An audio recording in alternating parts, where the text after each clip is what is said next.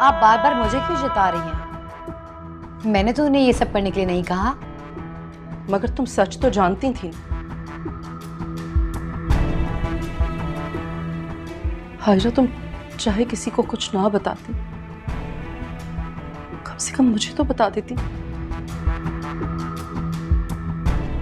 कि उस रात महापारा खुद सुहेल के कमरे में नहीं गई थी, बल्कि सुहेल ने राहत का नाम लेकर उसे बुलवाया था।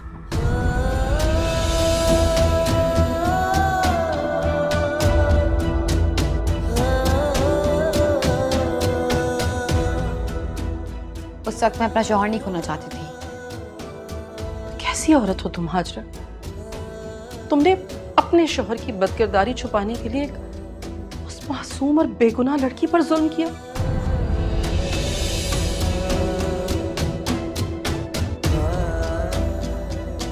कैसे कैसे मन्नतें कर रही थी वो तुमसे, अपने अपने बेगुनाह होने की गवाही मांग रही थी तुमसे, लेकिन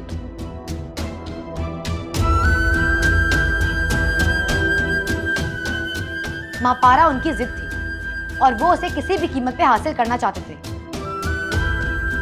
आपको क्या लगता है कि मेरी गवाही देने से आप उसे रोक लेती या उसे बचा सकती थी? झूठ बोल रही हो तुम सुहेल पर हुक्मरानी करने के लिए उसका गुनाह छुपा रही थी। हाजरा, बहुत खुदगर्ज हो तुम, बहुत ज्यादा। खुदगर्ज तो आप भी हैं। अपने बेटे की जिंदगी से निकालने के लिए आपने क्या कुछ नहीं किया। हत्ता कि उसे ये कह दिया कि राइट उसे उसके वक्त की कीमत देकर गया है।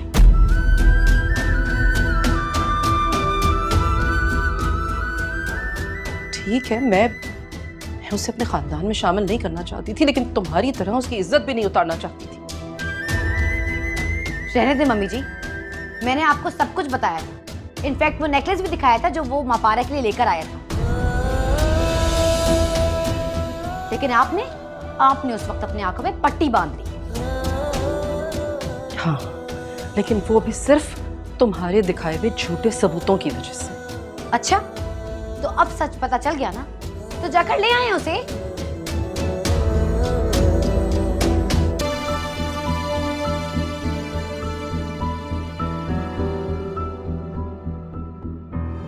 लाना तो पड़ेगा हाजरा। तुमने उसको जितना बदनाम किया है,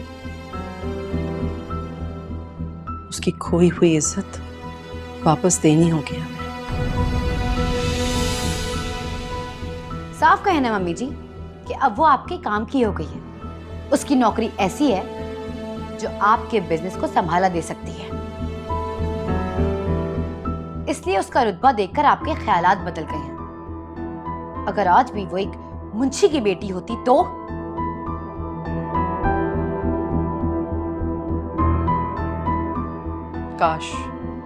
काश ऐसा ही होता। कम से कम मैं उसकी उंगली पकड़कर उसे वापस तो ला सकती थी ना। लेकिन सिर्फ तुम्हारी वजह से, तुम्हारी बातों में आकर मैंने अपना ये हक भी खो दिया।